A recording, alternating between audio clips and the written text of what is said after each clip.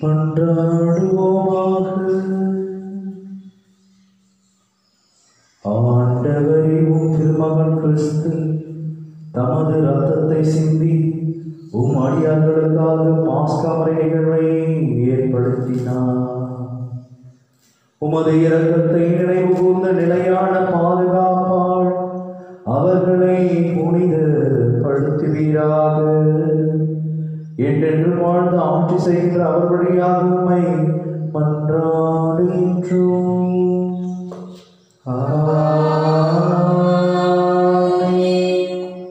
முதல் வாசகம். நம் குற்றங்களுக்காக காயமடைந்தார். இறைவாக்கினர் எசாயா நூலிலிருந்து வாசகம். அதிகாரம் 52, இறைவார்த்தைகள் 13 முதல். இதோ என் ஊழியர் சிறப்படைவார், அவர் மேன்மைப்படுத்தப்பட்டு உயர்த்தப்பட்டு பெரிதும் மாற்றியுள்ளார். அவரை கண்ட பலர் திகைப்புற்றனர். அவரது தோற்றம் பெரிதும் உருகுலைந்ததால் மனித சாயலே அவருக்கு இல்லாதிருந்தது. மானிடரின் உருவமே அவருக்கு இல்லை. அவ்வாறே அவர் பல பிற இனத்தாரை அதிர்ச்சிக்கு உள்ளாக்குவார். அரசர்களும் அவரை முன்னிட்டு வாய்ப்பொத்தி நிற்பர். ஏனெனில் தங்களுக்கு சொல்லப்படாததை அவர்கள் காண்பர், தாங்கள் கேள்விப்படாததை அவர்கள் புரிந்து கொள்வர். நாங்கள் அறிவித்ததை நம்பியவர் யார்? ஆண்டவரின் ஆற்றல் யாருக்கு வெளிப்படுத்தப்பட்டது? இளம் தளிர் போலும் வறண்ட நில வேர் போலும் ஆண்டவர் முன்னிலையில் அவர் வளர்ந்தார். நாம் பார்ப்பதற்கு ஏற்ற அமைப்போ அவருக்கு இல்லை, நாம் விரும்பத்தக்க தோற்றமும் அவருக்கு இல்லை.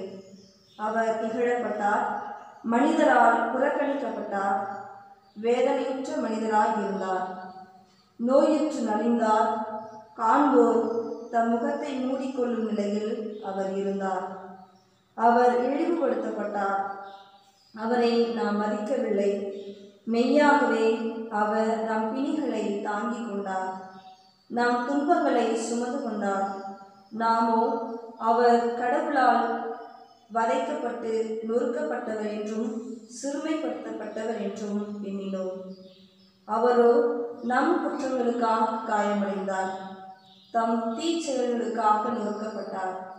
நமக்கு நிறைவாழ்வை அளிக்க அவர் தண்டிக்கப்பட்டார். அவர் தம் காயங்களால் நாம் குணமடைகின்றோம். ஆடுகளைப் போல நாம் அனைவரும் வழி தவறி அலைந்தோம். நாம் எல்லாரும் நம் வழியை நடந்தோம். ஆண்டவரோ நம் அனைவரின் தீச்செயல்களையும் அவர் மேல் சுமத்தினார். அவர் ஒடுக்கப்பட்டார், சிறுமைப்படுத்தப்பட்டார், ஆயினும் அவர் தம் வாயை திறக்கவில்லை. அடிப்பதற்கு இழுத்துச் செல்லப்பட்ட ஆட்டுக்குட்டி போலும், உரோமம் கத்தரிப்போர் முன்னிலையில் கத்தாத செம்மறி போலும் அவர் தம் வாயை திறவாதிருந்தார். அவர் கைது செய்யப்பட்டு தீர்ப்பிடப்பட்டு இழுத்துச் செல்லப்பட்டார். அவருக்கு நேர்ந்ததை பற்றி அக்கறை கொண்டவர் யார்? ஏனெனில் வாழ்வோர் உலகினின்று அவர் அகற்றப்பட்டார். என் மக்களின் குற்றத்தை முன்னிட்டு கொலையுண்டார். வன் செயல் எதுவும் அவர் செய்ததில்லை, வஞ்சனை எதுவும் அவர் வாயில் இருந்ததில்லை. ஆயினும் தீயவரிடையே அவருக்கு கல்லறை அமைத்தார்கள். செத்தபோது அவர் செல்வரோடு இருந்தார். அவரை நொறுக்கவும் நோயால் வதைக்கவும் ஆண்டவர் திருவுளம் கொண்டார். அவர் தம் உயிரை குற்ற நீக்க பலியாக தந்தார். எனவே தம் வழிமரபு கண்டு நீடு வாழ்வார். ஆண்டவரின் திருவுளம் அவர் கையில் சிறப்புறும். அவர் தம் துன்ப வாழ்வின் பயனை கண்டு நிறைவடைவார். நேர்மையாகிய என் ஊழியர் தம் அறிவால் பலரை நேர்மையாக ஆக்குவார். அவர்களின் தீச்செயல்களை தாமே சுமந்து கொள்வார். ஆதலால் நான் அவருக்கு மதிப்பு மிக்கவரிடையே சிறப்பளிப்பேன். அவரும் வலியவரோடு கொள்ளை பொருளை பங்கிடுவார். ஏனெனில் அவர் தம்மையே சாவுக்கு கையளித்தார். கொடியவர்கள் ஒருவராக கருதப்பட்டார். ஆயினும் பலரின் பாவத்தை சுமந்தார். கொடியோருக்காக பரிந்து பேசினார். ஆண்டவரின் அருள்வாக்கு. இறைவனுக்கு நன்றி. தந்தையும் கையில் ஆவியை ஒப்படைக்கின்றே. தந்தையும் கையில் ஆவியை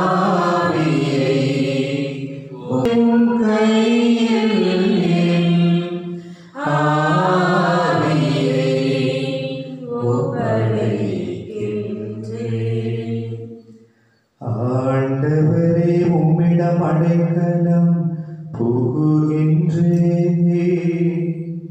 தந்தையும் கையில்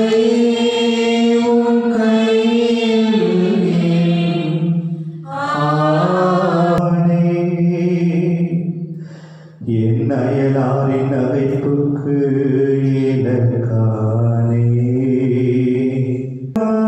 கலத்தை போனானே. தந்தையும் கையில் ஆவியை ஒப்படைக்கின்றே. தந்தையும் கையில் ஆவியை ஒப்படைக்கின்றே. ஆண்டென்றே என் கதியும் கையில் உள்ளது. ஆண்டவரே என் இரண்டாம் வாசகம். கீழ்ப்படிதலை கற்றுக்கொண்டார் தமக்கு கீழ்ப்படிவோர் அனைவரும் என்றென்றும் நீர்ப்படிய காரணமானார். எபிரேயருக்கு எழுதப்பட்ட திருமுகத்திலிருந்து வாசகம். அதிகாரம் 4, இறை வார்த்தைகள் 14 முதல் 16, அதிகாரம் 5, 7 முதல் 9 முடிய. வானங்களை கடந்து சென்ற இறைமகனாகி இயேசுவை நாம் தனி பெரும் தலைமை குருவாக கொண்டுள்ளதால் நாம் அறிக்கையிடுவதை விடாது பற்றிக்கொள்வோமாக.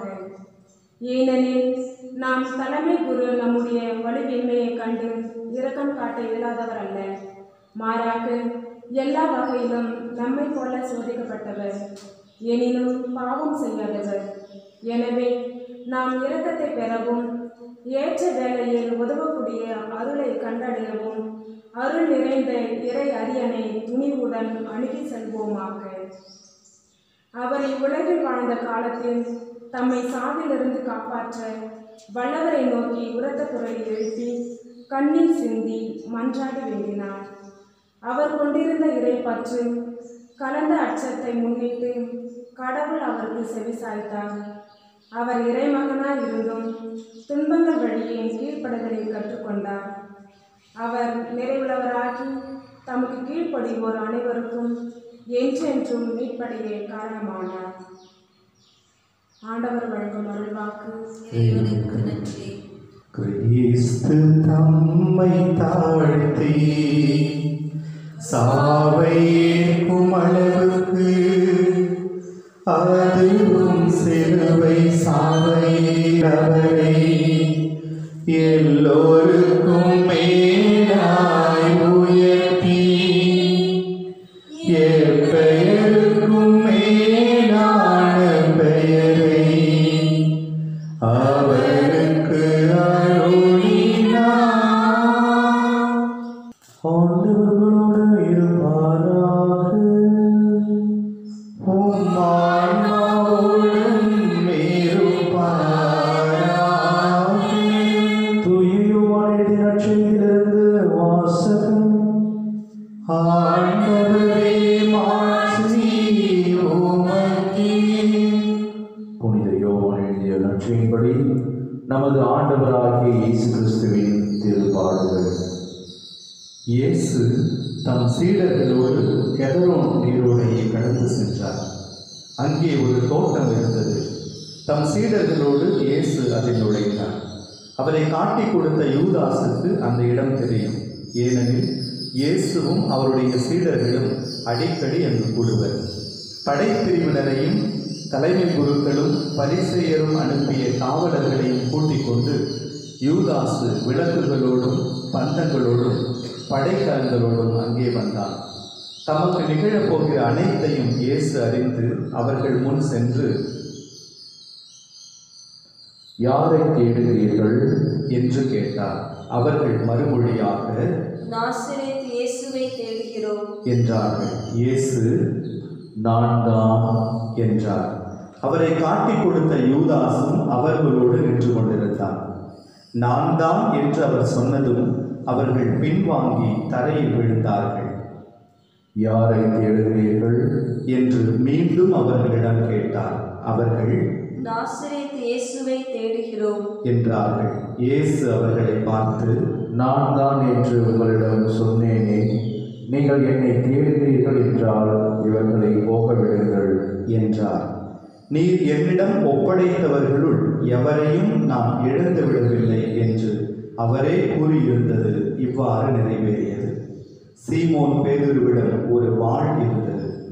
அவர் அதை உருவி தலைமை குருவின் பணியாளரை தாக்கி அவரது வலக்காதை வெட்டினார். அப்பணியாளரின் பெயர் மால்கு. இயேசு பேதுருவிடம், வாளை உலகில் போடு, தந்தை எனக்கு அளித்த துன்ப கிண்ணத்திலிருந்து நான் குடிக்காமல் இருப்பேனோ என்றார். படைப்பிரிவினரும் 1000 தலைவரும் யூதர்களின் காவலர்களும் இயேசுவை பிடித்து கட்டி முதலில் அவரை அன்னாவிடம் கொண்டு சென்றார்கள். ஏனெனில் அந்த ஆண்டில் தலைமை குருவாயிருந்த கயபாவுக்கு அவர் மாமனார். இந்த கயபாதான் மக்களுக்காக ஒருவர் மட்டும் இறப்பது நல்லது என்று யூதர்களுக்கு ஆலோசனை கூறியவர். சீமோன் பேதுருவும் மற்றொரு சீடரும் இயேசுவை பின்தொடர்ந்து வந்தனர். அந்த சீடர் தலைமை குருவுக்கு அறிமுகமானவர். ஆகவே இயேசுவுடன் தலைமை குருவின் மாளிகை முற்றத்தில் நுழைந்தார். பேதுரு வெளியில் வாயில் அருகே நின்று கொண்டிருந்தார். அப்போது தலைமை குருவுக்கு அறிமுகமாயிருந்த அந்த சீடர் வெளியே வந்து வாயில் காவலரிடம் சொல்லி பேதுருவை உள்ளே கூட்டிச் சென்றார். வாயில் காவல் செய்த அப்பணிப்பெண் பேதுருவிடம், நீயும் இம்மனிதனுடைய சீடருள் ஒருவன் தானே என்று கேட்டார். அப்போது இல்லை என்றார். அப்போது குளிராயிருந்ததால் பணியாளர்களும் காவலர்களும் கரியினால் தீ மூட்டி அங்கே நின்று குளிர் காய்ந்து கொண்டிருந்தார்கள். பேதுருவும் சென்று அவர்களோடு நின்று குளிர் காய்ந்து கொண்டிருந்தார். தலைமை குரு இயேசுவின் சீடர்களை பற்றியும் அவருடைய போதனையை பற்றியும் அவரிடம் கேட்டார். இயேசு அவரை பார்த்து, நான் உலகறிய வெளிப்படையாய் பேசினேன். யூதர் அனைவரும் கூடி வரும் தொழுகை கூடங்களிலும் கோவிலிலும் தான் எப்பொழுதும் கற்பித்து வந்தேன். நான் மறைவாக எதையும் பேசியதில்லை. ஏன் என்னிடம் கேட்கிறேன்? நான் பேசியதை கேட்டு கொண்டிருந்தவர்களிடம் கேட்டு பாரும். நான் என்ன சொன்னேன் என அவர்களுக்கு தெரியுமே என்றார். அவர் இப்படி சொன்னதால் அங்கு நின்று கொண்டிருந்த காவலருள் ஒருவர், தலைமை குருவுக்கு இப்படியா பதில் கூறுகிறார் என்று சொல்லி இயேசுவின் கன்னத்தில் அறைந்தார். இயேசு அவரிடம், நான் தவறாக பேசியிருந்தால் தவறு என்னவென காட்டும். சரியாக பேசியிருந்தால் ஏன் என்னை அடிக்கிறேன் என்று கேட்டார். அதன் பின் அன்னா அவரை கட்டப்பட்ட நிலையில் தலைமை குரு கயப்பாவிடம் அனுப்பினார்.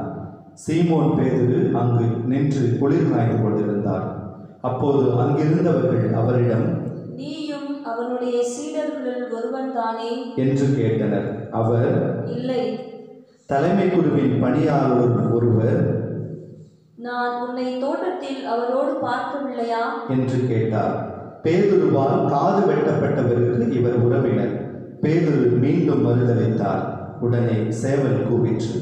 அதன் பின் அவர்கள் கயப்பாவிடமிருந்து ஆளுநர் மாளிகைக்கு இயேசுவை கொண்டு சென்றார்கள். அப்போது விடியற் காலம். பாஸ்கா உணவை உண்ணும் முன் தீட்டுப்படாமல் இருக்க ஆளுநர் மாளிகையில் அவர்கள் நுழையவில்லை. எனவே பிலாத்து வெளியே அவர்களிடம் வந்து, நீங்கள் இந்த ஆளுக்கு எதிராக கூறும் குற்றச்சாட்டு என்ன என்று கேட்டார். அதற்கு அவர்கள், இவன் குற்றம் செய்யாதிருந்தால் இவனை நாங்கள் உம்மிடம் ஒப்படைத்திருக்க மாட்டோம் என்றார்கள். பிலாத்து அவர்களிடம், நீங்கள் இவனை கொண்டு போய் உங்கள் சட்டப்படி இவனுக்கு தீர்ப்பு வழங்குங்கள் என்றார். யூதர்கள் அவரிடம், சட்டப்படி நாங்கள் யாருக்கும் மரண தண்டனை விதிக்க முடியாது என்றார்கள். இவ்வாறு தாம் எப்படிப்பட்ட சாவுக்கு உட்பட போகிறார் என்பதை குறிப்பிட்டு இயேசு கூறியிருந்ததை நிறைவேற செய்தார்கள். பிலாத்து மீண்டும் ஆளுநர் மாளிகைக்கு சென்று இயேசுவை கூப்பிட்டு அவரிடம், நீ யூதரின் அரசனா என்று கேட்டான். இயேசு மறுமொழியாக, நீராக இதை கேட்கிறீரா, அல்லது மற்றவர்கள் என்னை பற்றி உங்களிடம் சொன்னதை வைத்து கேட்கிறீரா என்று கேட்டார். அதற்கு பிலாத்து, நான் ஒரு யூதனா என்ன? உன் இனத்தவரும் தலைமை குருக்களும் தானே உன்னை என்னிடம் ஒப்புவித்தார்கள். நீ என்ன செய்தாய் என்று கேட்டான். இயேசு மறுமொழியாக, எனது ஆட்சி இவ்வுலக ஆட்சி போன்றது அல்ல. அது இவ்வுலக ஆட்சி போன்றதாய் இருந்திருந்தால் நான் யூதர்களிடம் ஆட்சி கொடுக்கப்படாதவாறு என் காவலர்கள் போராடியிருப்பார்கள்.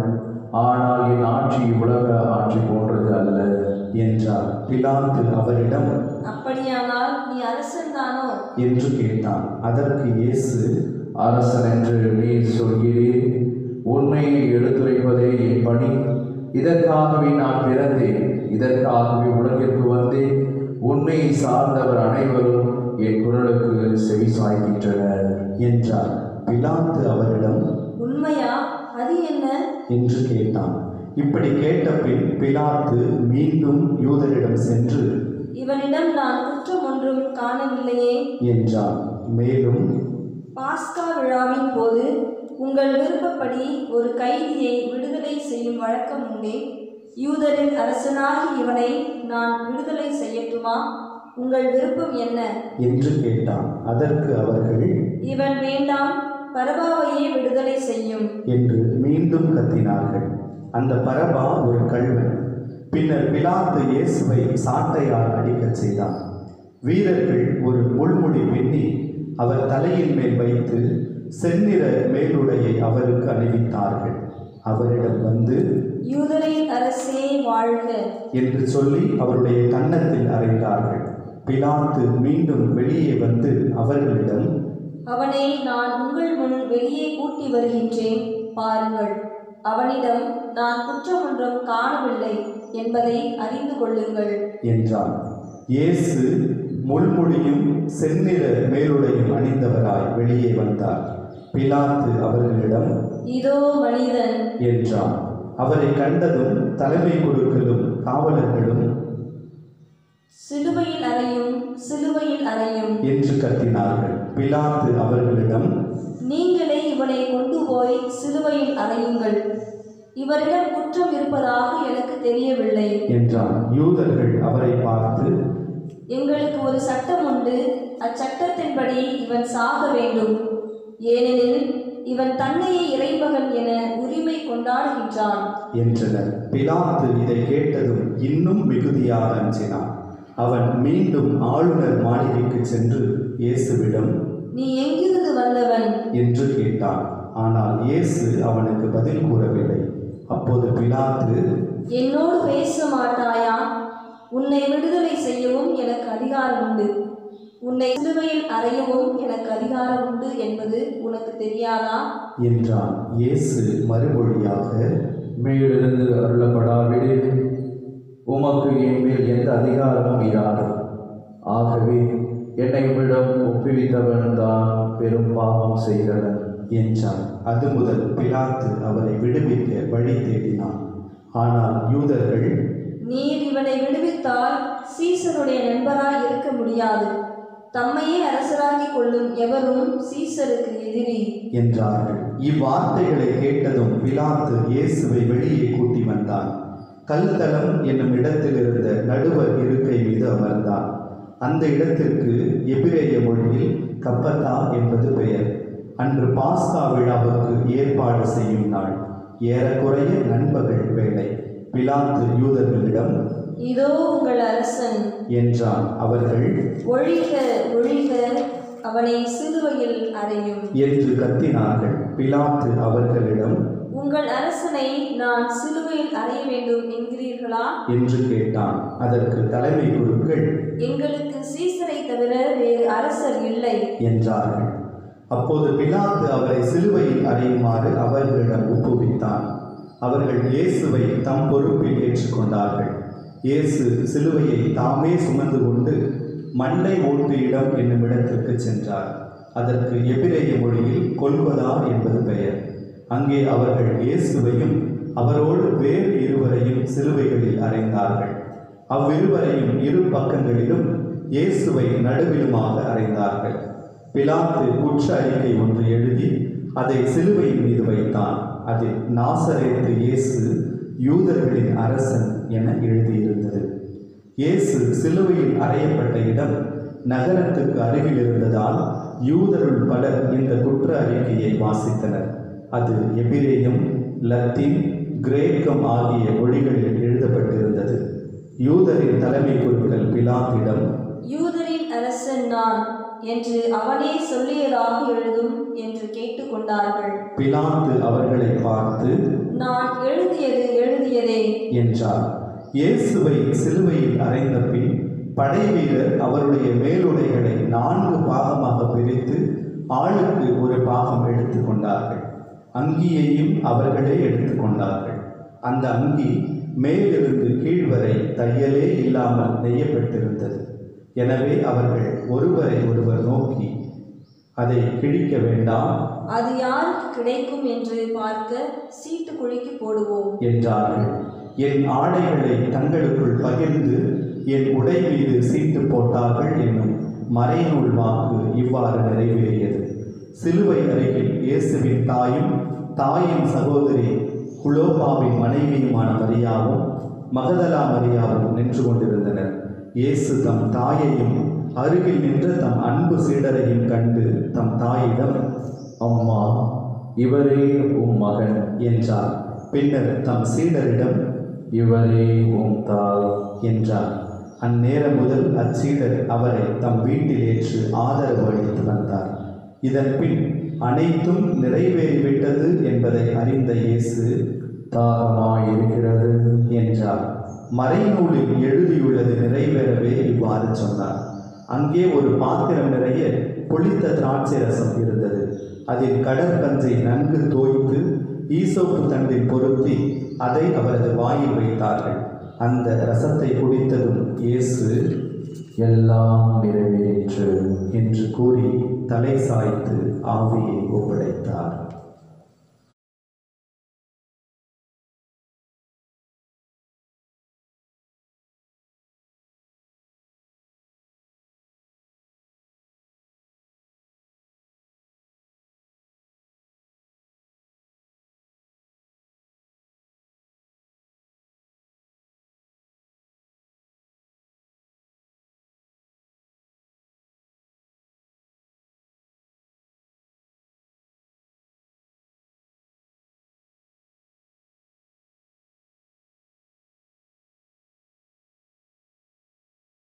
அன்று பாஸ்கா விழாவுக்கு ஏற்பாடு செய்யும் நாள்.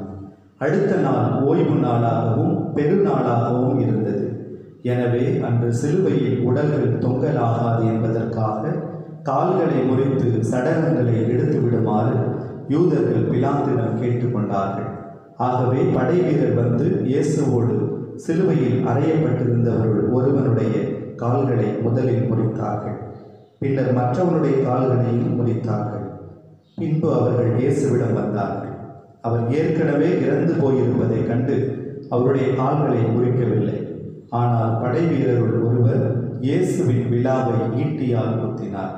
உடனே இரத்தமும் தண்ணீரும் வடிந்தன. இதை நேரில் கண்டவரே இதற்கு சாட்சி.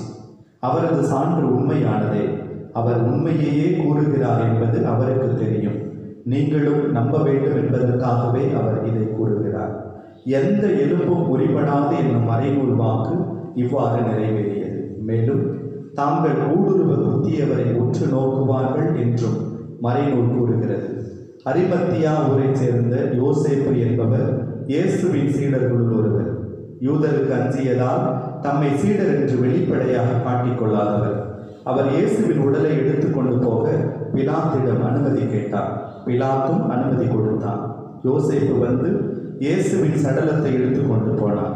முன்பு ஒரு முறை இரவில் இயேசுவிடம் வந்த நிக்கதேம் என்பவரும் அங்கு வந்து சேர்ந்தார். அவர் வெள்ளை கோலமும் சந்தனத்தோடும் கலந்து ஏறக்குறை 30 கிலோகிராம் கொண்டு வந்தார். அவர்கள் இயேசுவின் உடலை எடுத்து யூத அடக்க முறைப்படி நறுமண பொருட்களுடன் துணிகளால் சுற்றி கட்டினார்கள். அவர் சிலுவையில் அறையப்பட்டிருந்த இடத்தில் ஒரு தோட்டம் இருந்தது. அங்கே புதிய கல்லறை ஒன்று இருந்தது. அதில் அதுவரை யாரும் அடக்கம் செய்யப்படவில்லை. அன்று பாஸ்கா விழாவுக்கு ஆயத்த நாளாய் இருந்ததாலும் அக்கல்லறை அருகில் இருந்ததாலும் இயேசுவை அதில் அடக்கம் செய்தார்கள். ஆண்டவர் வழங்கும் அருள்வாக்கு. கிறிஸ்துவே மகிமை. இயேசுவில் பிரியமானவர்களே, இன்று வாசிக்கப்பட்ட புனித யோவான் நற்செய்தியிலே இருக்கக்கூடிய இயேசுடைய பாடுகளை நாம் தியானிக்கின்ற பொழுது இயேசு எவ்வாறு தனது விரக்திகளை அவர் மேலாண்மை செய்தார். இன்று நாம் நமது வாழ்க்கையிலே பார்க்கின்ற ஒரு சிறு பிரச்சனை வந்தாலும் அவற்றை நம்மால் ஏற்றுக்கொள்ள முடிவதில்லை. உடனடியாக தனது உயிரை மாய்த்துக் கொள்வது அல்லது உடனடியாக அதற்கு எதிர்வினையாக ஏதாவது செய்து கொள்வது என்று நாம் வேதனை கொள்வதை பார்க்கின்றோம். எவ்வாறாக நமது விரக்தியை மேலாண்மை செய்வது என்பதை ஆண்டவராக இயேசு கிறிஸ்து தனது பாடுகள் வழியாக, தனது இறப்பின் வழியாக இன்று நமக்கு கற்றுத் தருகிறார். இயேசு பிரியமானவர்களே, இயேசுடைய இந்த பாடுகளை நாம் பார்க்கின்ற பொழுது 6 விதமான விரக்திகளை அவர் மேற்கொண்டார் என்று நாம் பார்க்கின்றோம். முதலாவதாக ஆண்டவராக இயேசு கிறிஸ்து நிராகரிக்கப்படுகின்றார். ஆண்டவராக இயேசு கிறிஸ்து தான் வாழ்ந்த காலத்திலே 3 விதமான மக்களை அவர் சந்திக்கிறார். ஒன்று, தன்னோடு அதிகமாக பழகியவர்கள், எந்த ஒரு எதிர்பார்ப்பையும் எதிர்பாராத இருந்த நபர்கள். தனது தாய் அன்னை மரியா, தன்னோடு இருந்த வளர்ப்பு தந்தை யோசேப்பு, மேலுமாக அவரோடு இருந்த உறவினர்கள் அவரிடம் எந்த ஒரு உதவியையும் எதிர்பார்க்கவில்லை. இரண்டாவதாக இருக்கக்கூடிய நபர்கள் ஆண்டவராக இயேசு கிறிஸ்துவிடம் எண்ணற்ற உதவிகளை எதிர்பார்த்தார்கள். எண்ணற்றோருக்கு அவர் சுகத்தை தந்தார், நோய் நொடியிலிருந்து அவர்களுக்கான பார்வையை தந்தார், அவர்கள் எழுந்து நடக்கும்படியான அதிசயங்களை எல்லாம் செய்தார் என்று நாம் பார்க்கின்றோம். இத்தகைய நபர்கள் இயேசுடைய உதவியை பெற்றவர்கள். மூன்றாவது வகையான குழுவினர் இயேசு எவ்வாறாக ஒழிக்கலாம் என்று காத்து கொண்டிருந்தவர்கள், யூதர்கள். இயேசுவை எதிரியாக பார்த்தவர்கள். இயேசு யாரையும் இந்த உலகத்தில் வாழ்கின்ற பொழுது எதிரியாக பார்க்கவில்லை. எதிரியாக பார்த்தவர்கள் இந்த யூதர்கள், தலைமை குருக்கள், பரிசேயர்கள், சதுசேயர்கள் என்று நாம் பார்க்கிறோம். ஆகவே இவர்களிடமிருந்து ஆண்டவராகிய கடவுள் தனது பாடுகளின் பொழுது அவர் நிராகரிக்கப்படுவதை பார்க்கிறோம். இயேசு பிரியமானவர்களே, இரண்டாவதாக ஆண்டவராக இயேசு கிறிஸ்து கைவிடப்படுவதை பார்க்கிறோம். தாம் அதிகமாக அன்பு செய்த எண்ணற்ற நபர்கள் இந்த உலகத்தில் வாழ்ந்தாலும் தகுதியற்றவர்களை தனது பணிக்காக அவருடைய முகவரி விலாசம் எதையும் பார்க்காமல் அழைத்த அன்பு சீடர்களும் கூட ஆண்டவராக இயேசு கிறிஸ்துவை விட்டு விலகி செல்வதை பார்க்கிறோம், கைவிடுவதை நாம் பார்க்கிறோம். இயேசு பிரியமானவர்களே, மூன்றாவதாக ஆண்டவராகிய இயேசு கிறிஸ்து அதிகமாக அன்பு செய்த அந்த சீடர்களுடைய கூட்டத்தின் மத்தியிலே ஒருவன் அவரை காட்டி கொடுப்பதை பார்க்கிறோம். கூடையே இருந்து அவருக்கான சதி வேலைகளை செய்வதை பார்க்கிறோம். ஆகவே இவை மூன்றாவது ஒரு கஷ்டமான காரியமாக ஆண்டவராக இயேசு கிறிஸ்துவினுடைய வாழ்வில் இருப்பதை நாம் பார்க்கிறோம்.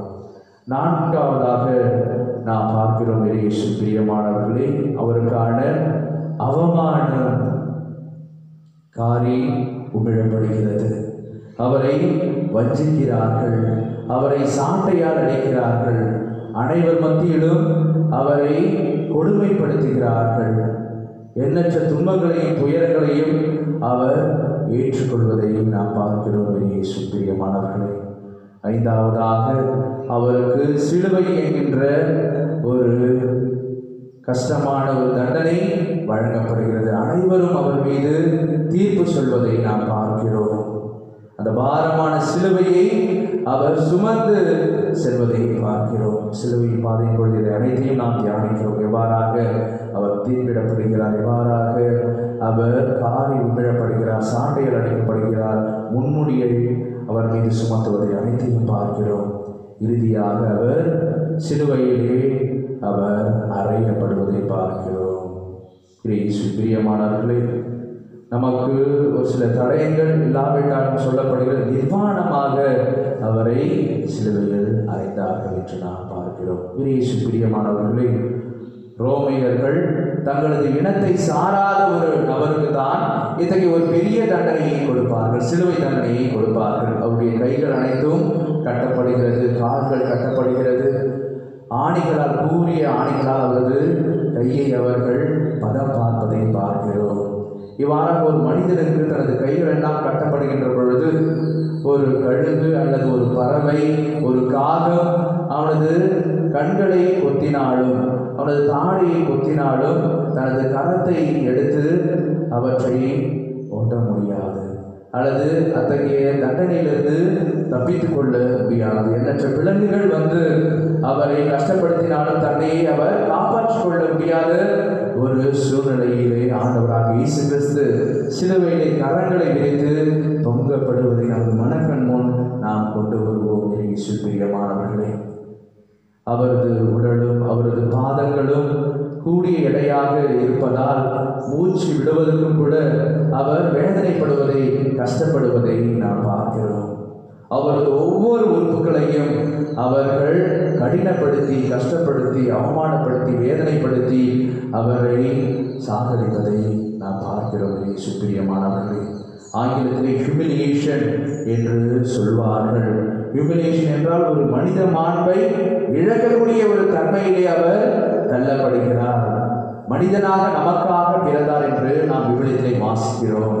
இட் டுக் ஃப்ளஷ் என்று ஆங்கிலத்திலேயே சொல்வார்கள். மனித உருவத்திலே பிறந்த அவர் இன்று பிலாத்து சொல்வதை போல இதோ மனிதன் என்று சொல்கிறார். ஆனால் மனிதனுக்கான ஒரு மாண்பும் கூட அவருக்கு தரப்படவில்லை. இதோ மனிதன் என்று சொல்லப்படுகின்ற பொழுது மனிதனுடைய நிலைமை அனைத்தையும் அவரிடமிருந்து எடுக்கப்படுகிறது. சின்ன பின்னமாக அவரது உடலை அவர்கள் கஷ்டப்படுத்துகிறார்கள், வேதனைப்படுத்துகிறார்கள்.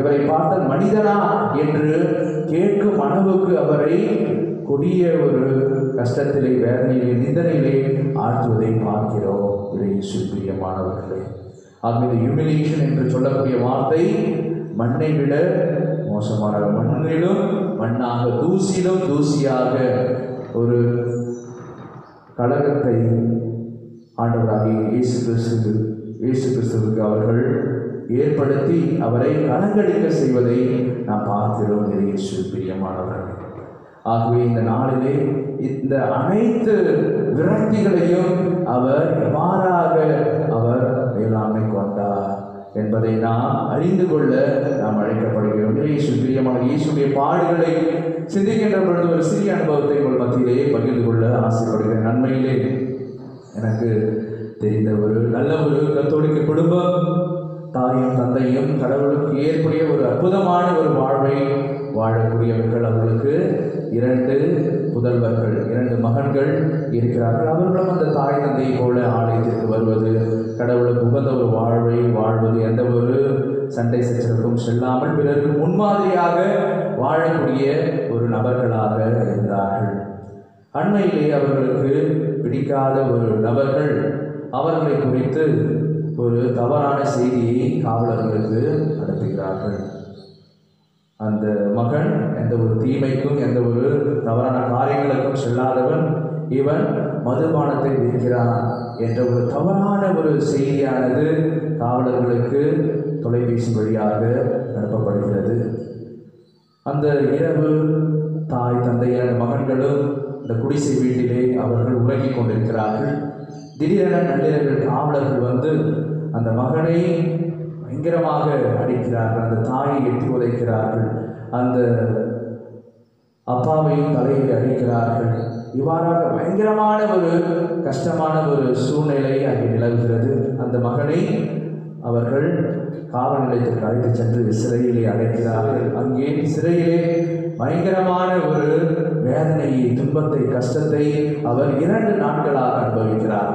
ஆண்டவராக இயேசு கிறிஸ்துவுக்கு எவ்வாறாக ஒரு தவறான தீர்ப்பு வழங்கப்பட்டதோ, எவ்வாறாக நிரபராதியாக இருந்த அவரை அவர்கள் கஷ்டப்படுத்தினார்களோ, வேதனைப்படுத்தினார்களோ, அதே போல அந்த மகனும் எண்ணற்ற துன்பங்களை பட்டார், வேதனைப்பட்டார். மீண்டுமாக தாய் தந்தையர்கள் ஊரில் இருக்கக்கூடிய நபர்கள் எல்லாம் சென்று அந்த மகனை விடுவித்தாலும் மீண்டும் அடுத்த வாரமும் அதே போல ஒரு தவறான ஒரு செய்தி, அந்த மகனை மீண்டுமாக நள்ளிரவிலே சென்று அடித்து வேதனைப்படுத்துவதை பார்க்கிறோம். தாயானவர் சந்திக்க வந்தார். அந்த தாயானவர் அந்த அன்னை மரியாள் எத்தகைய ஒரு வேதனையை பட்டாரோ, துன்பத்தை பட்டாரோ, கண்ணீரை விட்டாரோ, அதே போல என்னிடம் வந்து அழுது புலம்பினார். ஃபாதர், நாங்கள் எந்த ஒரு தீமைக்கும் செல்வதில்லை, நீங்கள் அதை பார்க்கிறீர்கள்.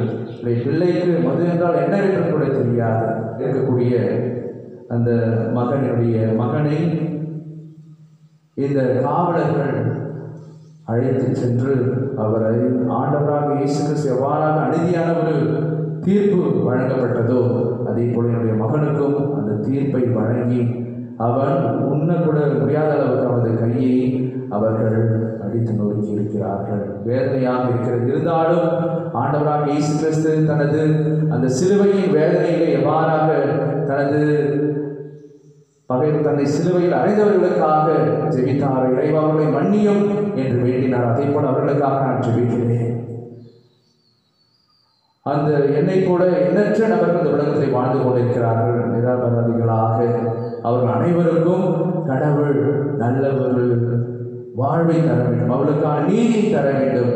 அநீதி நிறைந்த இந்த சமுதாயத்திலே அவர்கள் மீண்டுமாக எழுந்து வாழ வேண்டும். ஆகவே எனது மகன் என்னிடம் சொன்னான், அம்மா, என்ன அவர்கள் அநீதியாக தண்டித்தார்கள், அவற்றை நான் ஏற்றுக்கொண்டேன். ஆண்டவராக இயேசு கிறிஸ்து எவ்வாறாக சிலுவையில் அறைந்தார்கள், அதே போல என்னை அறைந்திருந்தாலும் அடித்திருந்தாலும் நான் ஏற்றுக்கொண்டிருப்பேன் என்று சொன்னான். இயேசு பிரியமான, இதுதான் ஒரு கிறிஸ்துவத்தின் முழுமையான ஒரு வாழ்வாக நான் பார்க்கிறேன். வீண் பழிகள் சுமத்தப்படுகின்ற பொழுதும், அநியாயமாக சமுதாயத்திலே நல்லவர்களாக இருப்பவர்கள் தண்டிக்கப்படுகின்ற பொழுதும் யாரும் நம்மை பார்க்கவில்லை. பிறர் மீது கலகத்தை ஏற்படுத்தலாம், பிறர் மீது பழி சுமத்தலாம் என்று எண்ணற்ற நண்பர்கள் இருக்கின்ற போதிலும் ஆண்டவராகிய கடவுள் அனைத்தையும் பார்த்து கொண்டிருக்கிறார். அவர்களுக்கான நீதியானது மிக விரைவிலே வழங்கப்படும். ஏனென்றால் தனது மரணத்தின் வழியாக அநீதியை அவர் வென்று நீதியை பறைசாற்றக்கூடிய ஒரு கடவுளாக இருக்கிறார். ஆகவே இந்த நிகழ்விலிருந்தும் ஆண்டவராக இயேசு கிறிஸ்துவினுடைய இந்த பாடுகளிலிருந்தும் நான் கற்றுக்கொள்ள வேண்டிய பாடம், நமது விரக்திகளை எவ்வாறாக நாம் மேலாண்மை செய்வது, எவ்வாறாக நமது வாழ்வை நாம் மாற்றிக்கொள்வது. எந்த ஒரு குறுக்கு வழியும் வேண்டாம். No to short ways. எந்த ஒரு குறுக்கும் வழி வேண்டாம். கடவுளை நான் நேரடியாக சென்று அடைய வேண்டும். No shortcuts in Jesus life. முழுவதுமாக அவர் தன்னையே அவர் ஒப்புக் கொடுத்தார் என்று பார்க்கின்றோம். அவருடைய வாழ்க்கையில் ஒரு தெளிவு இருந்தது. தனது இலக்கை அடைய நான் இத்தகைய துன்பங்களை எல்லாம் எதிர்கொள்ள வேண்டும். எனது வாழ்க்கையை நான் சிறந்த நபராக வர, அல்லது வாழ்க்கையிலிருந்து இந்த பாவத்திலிருந்து வெளிவர, இந்த துன்பத்திலிருந்து வெளிவர நான் எண்ணற்ற துன்பங்களை எதிர்கொள்ள வேண்டும் என்கின்ற ஒரு இலக்கு என்னுடைய வாழ்க்கையிலே நான் செல்ல எத்தகைய ஒரு இலக்கை நான் எடுத்திருக்கிறேன். யதார்த்தத்தை அவர் ஏற்றுக்கொண்டார். காரி உமிழ்தலை ஏற்றுக்கொண்டார். தனது கன்னத்திலே அறைப்படுவதை அவர் ஏற்றுக்கொண்டார். சிலுவையை மறிப்பதை அவர் ஏற்றுக்கொண்டார். சாட்டை அடிகளை ஏற்றுக்கொண்டார். அவ்வாறாக இந்த வாழ்க்கையில் வரக்கூடிய யதார்த்தங்களை ஏற்றுக்கொள்ள வேண்டும். எனக்கு எப்பொழுதும் மகிழ்ச்சி மட்டும்தான் இருக்க வேண்டும் என்று இல்லாமல், எப்பொழுதும் எனக்கு கண்ணீரும் இருக்கிறது, வேதனையும் இருக்கிறது, அவமானம் இருக்கிறது என்பதை நாம் ஏற்றுக்கொள்ள அழைக்கப்படுகிறோம். பிரியமானவர்களே, மேலுமாக ஆண்டவராக இயேசு கிறிஸ்துவுடைய அந்த வாழ்க்கையிலே நாம் பார்க்கின்றோம், அவருக்கு ஏற்பட்ட அந்த அவமானத்திலே அவர் சோர்ந்து போய் நின்று விடவில்லை. அந்த சிலுவையின் இறுதி பயணம் வரை, அவர் பாடுகளின் இறுதி பயணம் வரை சென்றார். ஆகவே என்னுடைய வாழ்க்கையில் இத்தகைய துன்பம் நடந்துவிட்டது, ஆகவே நான் தோல்வடைவேன் என்று இல்லாமல், இன்னும் நான் நடப்பேன். Extra miles I walk. மீண்டுமாக நான் நடப்பேன் என்று ஒரு நல்ல மனப்பாங்கை நாம் கொண்டவர்களாக வாழ வேண்டும். மேலுமாக ஆண்டவராக இயேசு கிறிஸ்து நமக்கு எடுத்திருக்கக்கூடிய ஒரு பாடம், கடவுளுடைய உடனிருப்பு. அவருக்கு தந்தையினுடைய உடனிருப்பு அவர் இருப்பதை உணர்ந்தார். கடவுள் என்னோடு கூட இருக்கிறார், கடவுள் என்னோடு கூட வாழ்கிறார், என்னுடைய தந்தை என்னை கைவிட மாட்டார் என்று அவர் நம்பியிருந்தார். அந்த ஆழமான விசுவாசம், அந்த ஆழமான நம்பிக்கை நம்மத்திலும் இருக்கின்ற பொழுது கடவுள் நம்மை எல்லாவித துன்பத்திலிருந்தும் வேதனையிலிருந்தும் அவர் காப்பவராக இருக்கிறார். ஆகவே இந்த பெரிய வெள்ளி நமக்கு கற்றுத்தரக்கூடிய பாடம், ஆண்டவர் இயேசு கிறிஸ்து சிலுவையிலே அறையப்பட்ட பொழுது அவர் எவ்வாறாக தனது விரக்திகளை எல்லாம் மேலாண்மை செய்தாரோ, அதே போல நமது வாழ்க்கையிலே நாம் எடுக்கக்கூடிய ஒவ்வொரு காரியத்திலும் எண்ணற்ற துன்பங்கள், வேதனைகள், மன உளைச்சல்கள் வரலாம். அதை அனைத்தையும் கடவுளுடைய துணையோடு, தந்தையே எனது ஆவி உனது கையிலே ஒப்படைக்கிறேன் என்று இயேசு கையளித்தது போல கடவுளிடம் கையளித்து கடவுளுடைய உடனிருப்பை உணர்ந்து நமது வாழ்வை நாம் இன்னும் சிறப்பான ஒரு வாழ்வாக மாற்றிக்கொள்ளலாம். இயேசு பிரியமான நமது மனநிலையை மாற்றவும் இந்த பெரிய வெள்ளிக்கிழமை நம்மை அழைக்கிறது. இந்த காலகட்டத்திலே எண்ணற்ற தொற்று நோய்கள் எல்லாம் இருந்தாலும் கடவுள் நிச்சயமாக அவற்றை அகற்றுவார். புதிய வாழ்வை தனது மக்களுக்கு தருவார், எனக்கு தருவார் என்கின்ற விசுவாசத்தோடு கடவுளுடைய உடனிருப்பை உணர்ந்து நாம் வாழ்வோம். நம் மத்தியிலே இருக்கக்கூடிய மனநிலை, இந்த நோய் சென்றவுடனே எனது பழைய வாழ்வை நான் துவங்கி விடுவேன், பழைய பாவத்திற்கு நான் சென்று விடுவேன், இது ஒரு சில நாட்கள் மட்டுமே என்ற ஒரு தப்பு கணக்கை நமது மனதிலே போடாமல், இந்த நோய் எனக்கு ஒரு பெரிய பாடத்தை கற்றுத் தந்திருக்கிறது. எனது பாவத்திலிருந்து, எனது அநீதியான செயல்களிலிருந்து, பிறரை நான் தீர்ப்பிடுவதிலிருந்து நான் என்னையே மாற்றிக்கொண்டு கடவுளுக்கு ஏற்ற ஒரு மகளாக வாழ வேண்டும் என்கின்ற ஒரு உறுதியை எடுத்துக்கொண்டு இயேசுடைய இந்த திருச்சிலுவை பயணத்திலே நாமும் பங்கெடுத்தவர்களாக, அவருடைய அன்பு சீடத்திகளாக வாழ்வோம். இறைவன் நம்மையும் நமது குடும்பத்தையும் ஆசீர்வதிப்பார். ஆமென். புனித திரு அவைக்காக மன்றாடி ஜெபிப்போம்.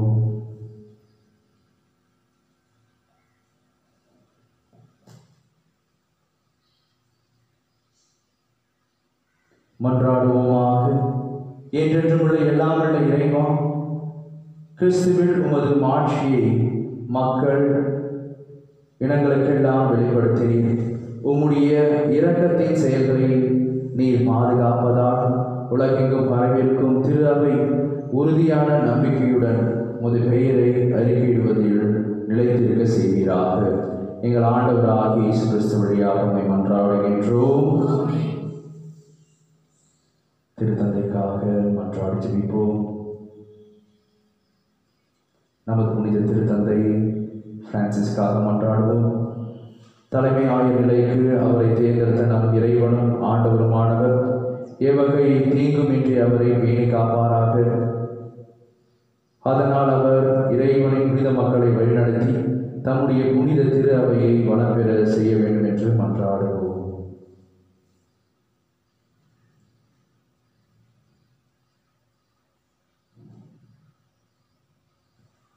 மன்றாடுவோமாக.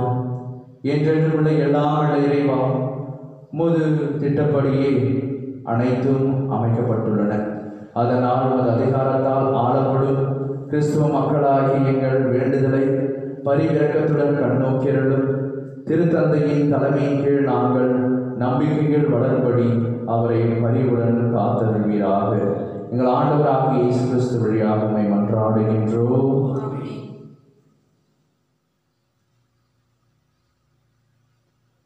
திருநிலை பணியாளர்கள், நம்பிக்கையாளர்கள், பல்வேறு நிலையில் உள்ளவர்கள் ஆகிய அனைவருக்கும் மன்றாடுவோமாக.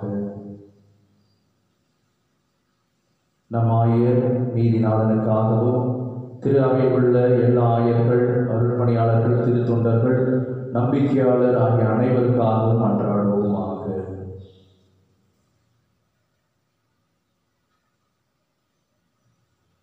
என்றென்றும் உள்ள எல்லாம் உள்ள இறைவா, உம்முடைய ஆவியாரால் திரு அவை முழுவதும் அர்ச்சிக்க பெற்று ஆளப்படுகின்றது. உம்முடைய திருநிலை பணியாளர்கள் அனைவருக்காகவும் நாங்கள் செய்யும் வேண்டுதலை கேட்டருளும். அதனால் எல்லா நிலையினரும் உமது அருட்கொடையால் உமக்கு உண்மையுடன் ஊழியம் புரிவார்களாக. எங்கள் ஆண்டவராகிய இயேசு கிறிஸ்து வழியாக உம்மை மன்றாடுகின்றோம்.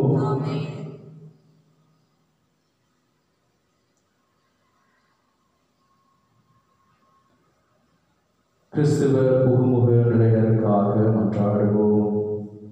அதனால் நாம் இறைவனும் ஆண்டவருமானவர் தமது இரக்கத்தை பொழிந்து அவர்களுடைய இதயங்களில் செவிகளை திறந்திடுவாராக.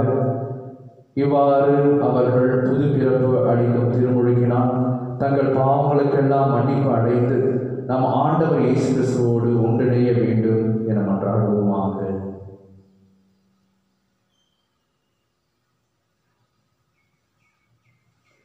என்றென்றும் உள்ள எல்லாம் உள்ள இறைவா, புனித மக்களை சேர்த்து திரு அவை என்னும் என்றும் வணங்கர செய்து கிறிஸ்துவ புகுமுக நிலையினரிடம் நம்பிக்கையும் அறிவும் வளர செய்தருளும்.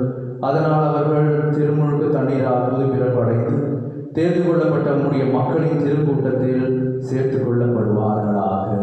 எங்கள் ஆண்டவராக இயேசு கிறிஸ்து வழியாக உம்மை மன்றாடுகின்றோம்.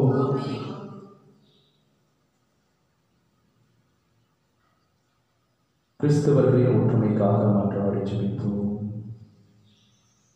கிறிஸ்துவில் நம்பிக்கை கொண்டுள்ள நம் சகோதர சகோதரிகள் அனைவருக்காக மன்றாடுவோம். நம் இறைவனும் ஆண்டவருமானவர் அவர்களை உண்மையின் பாதையில் வழிநடத்தி தமது ஒரே திரு அவையில் கூட்டி சேர்த்து காத்திருட வேண்டும் என்று மன்றாடுவோமாக.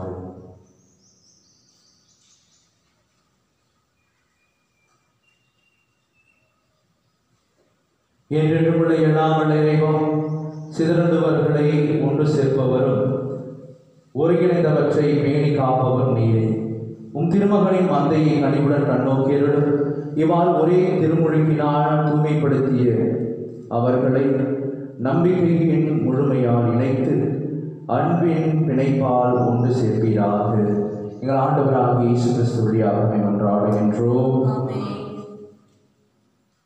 கடவுளை நம்பாதவர்களுக்காக ஜெபிப்போம். கடவுளை கண்டறிய முடியாத நபர்களுக்காக மன்றாடுவோம். அவர்கள் நேர்மையான இதயத்தோடு நன்னெறியில் வாழ்ந்து கடவுளை கண்டடையுமாறு மன்றாடுவோமாக.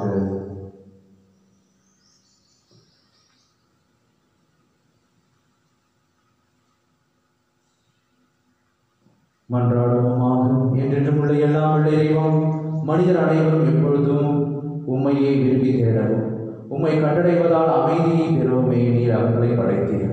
அதனால் இவ்வுலகில் ஏற்படும் எல்லாவித தீங்கு விளைவிக்கும் இடையூறுகளுக்கு நடுவிலும் அவர்கள் அனைவரும் ஒரு பரிவிரக்கத்தின் அறிகுறிகளையும் உம்மை நம்புவோர் ஆற்றும் நற்செயல்களின் சான்றுகளையும் கண்டுணர்வார்களாக. இவ்வாறு உண்மையே தங்களின் ஒரே மெய்யான கடவுள் எனவும் மக்களின் தந்தை எனவும் மகிழ்ச்சியுடன் ஏற்றுக்கொள்ள செய்வீராக. எங்கள் ஆண்டவராக இயேசு கிறிஸ்து வழியாக உம்மை மன்றாடுகின்றோம். நாடுகளை ஆண்டவருக்காக மன்றாடி ஜெபிப்போம். நம் இறைவனும் ஆண்டவருமானவரும் தமது திருவிழப்படி உண்மையான அமைதியும் உரிமை வாழ்வும் அவர்கள் பெரும்பொருட்டு அவர்களை அவருடைய மனங்களையும் இதயங்களையும் வழிநடத்த வேண்டும் என்று மன்றாடுவோம்.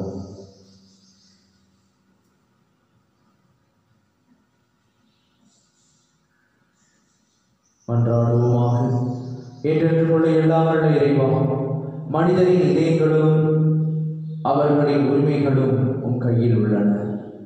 உலகெங்கும் மக்களின் வளமான வாழ்வும் அமைதியின் உறுதிப்பாடும் சமய உரிமையும் உமது கொடையால் நிலைபெறுமாறும் எங்களை ஆள்வோரை கனிவுடன் கண்ணோக்கி அவர்களை ஆஸ்வதிப்பீராக. எங்கள் ஆண்டவராக இயேசு கிறிஸ்து வழியாக உம்மை மன்றாடுகின்றோம். துன்புறுவோருக்காக மன்றாடுவோம். தவறுகள் அனைத்திலிருந்தும் உலகை தூய்மைப்படுத்தவும் பிணிகள் நீங்கி பஞ்சம் ஒழியவும் சிறைகள் திறக்கப்பட்டு தலைகள் தளர்க்கப்படவும் வழிபோக்கர் பாதுகாப்பு பெறவும் பயணம் செய்வோர் நலமாக வீடு திருப்பவும் நோயுற்றோர் நலம் பெறவும் இறக்கின்றவர்கள் மீட்பு பெற வேண்டும் என்று இறைவனிடம் மன்றாடுவோமாக.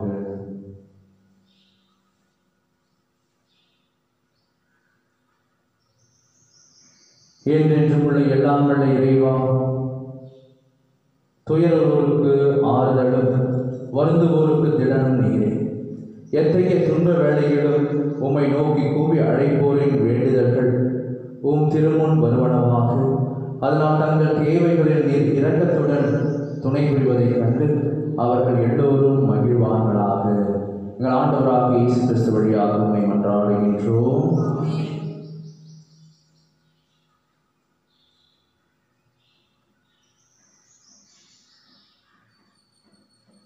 கொரோனா தொற்று நோயின் ஆதிக்கத்திலிருந்து மனித இனம் விடுபட சிறப்பாக மன்றாடி ஜெபிப்போம்.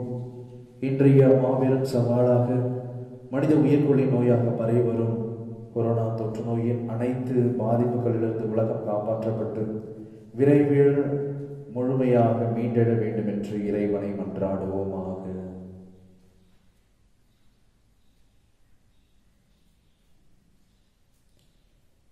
என்றென்றும் உள்ள எல்லாம் வல்ல இறைவா, துயருவோருக்கும் நோய் உற்றவர்களுக்கும் ஆறுதலும் திடனும் நீரே. எங்கள் துன்ப வேளையிலும் உம்மை நோக்கி கூவி அழைப்போரின் வேண்டுதல்கள் உம் திருமுன் வருவனவாக. குறிப்பாக மனித உயிர்கொல்லி நோயாக பரவி வரும் கொரோனா தொற்று நோயின் அனைத்து பாதிப்புகளிலிருந்து இந்த உலகமும் மனித இனமும் விடுபட உம்மை வேண்டுகின்றோம். ஆண்டவரே, நாங்கள் உமக்கு எதிராகவும் அயலாருக்கு எதிராகவும் செய்த அனைத்து பாவங்களையும் மன்னித்து எங்கள் மத்தியிலே நிலவக்கூடிய இந்த கொடிய நோயிலிருந்து எங்களுக்கான நிரந்தர பரிபூர்ண சுகத்தை தந்தருளும். அதனால் இந்த உலகமும் இந்த உலகத்திலே வாழக்கூடிய மனிதர்களும் தங்களது புதிய வாழ்வை உமக்கேற்ற வாழ்வை பற்றி கொண்டு உம்மை பின்தொடரக்கூடிய மக்களாக வாழ்வார்களாக. எங்கள் ஆண்டவராக இயேசு கிறிஸ்து வழியாக உம்மை மன்றாடுகின்றோம். ஆமென். நம்முடைய தனிப்பட்ட தேவைகளுக்காக மன்றாடுவோம்.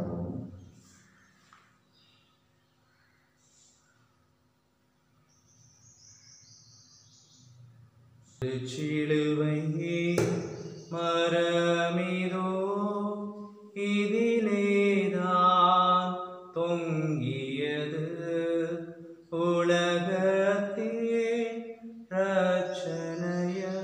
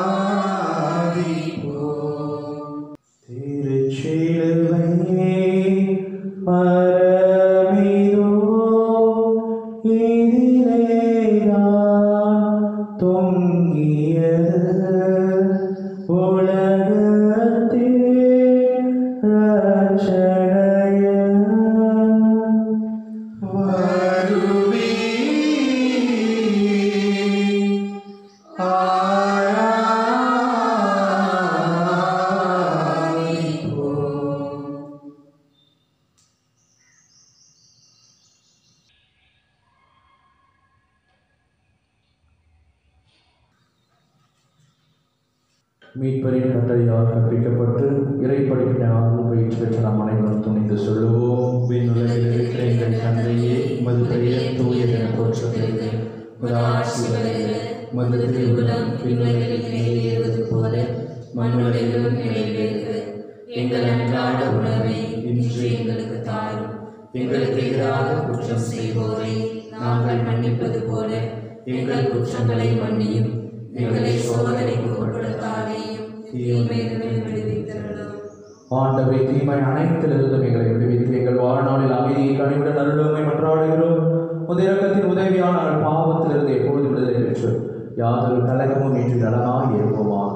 நாங்கள் எதிர்நோக்கி இருக்கும் பேரின்பத்திற்காகவும் எமீட்பராகிய இயேசு கிறிஸ்துவின் வருகைக்காக காத்திருக்கின்றோம். ஏனெனில் ஆட்சியும் வல்லமையும் மாட்சியும் என்றென்றும் உமதே.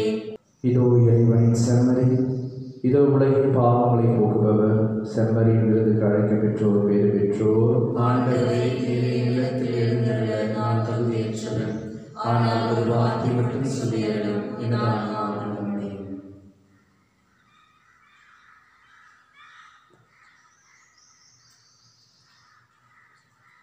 ஒருபோதும் உனை பிரியா நிலையான உறவொன்று வேண்டும். என் உடல் கூட எரிந்தாலும் உன் நாமம் நான் சொல்ல வேண்டும். ஒன்றாடுவோமாக.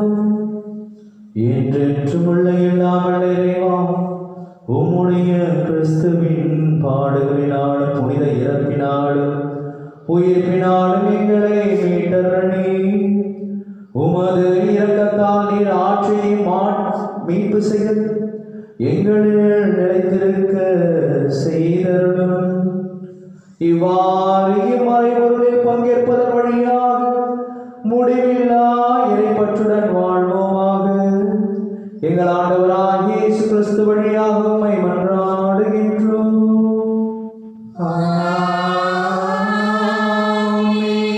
சிறப்பாசிற்காக தலைவனை மன்றாடுவோம். ஆண்டவரே, தங்களது உயிர்ப்பின் நம்பிக்கையில் உம் திருமகனின் சாவை நினைவு கூர்ந்துள்ள உம் மக்கள் மீது உமது ஆசி நிறைவாய் இறங்கிட உம்மை வேண்டுகின்றோம். அவர்களுக்கு மன்னிப்பு கிடைப்பதாக, அவர்கள் ஆறுதல் அடைவார்களாக, புனித நம்பிக்கை வளர்வதாக, நிலையான மீட்பு உறுதி பெறுவதாக. எங்கள் ஆண்டவராகிய இயேசு கிறிஸ்து வழியாக உம்மை மன்றாடுகின்றோம்.